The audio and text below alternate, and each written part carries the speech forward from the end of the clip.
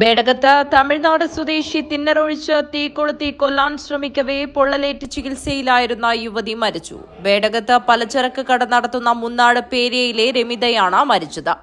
മംഗളൂരുവിലെ സ്വകാര്യ ആശുപത്രിയിൽ ചികിത്സയിലായിരുന്നു.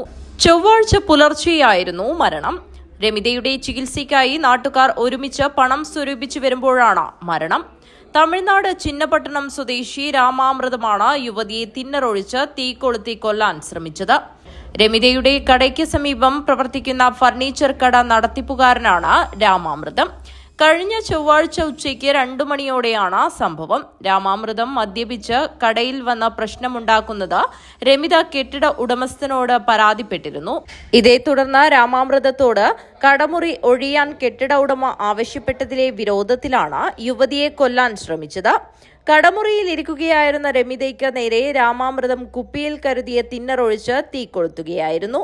പൊള്ളലേറ്റ് അത്യാസന്ന നിലയിലായിരുന്ന യുവതിയെ കാഞ്ഞങ്ങാട് ജില്ലാ ആശുപത്രിയിലും പിന്നീട് മംഗളൂരുവിലെ സ്വകാര്യ ആശുപത്രിയിലും പ്രവേശിപ്പിച്ചിരുന്നു. News bureau, Munnad.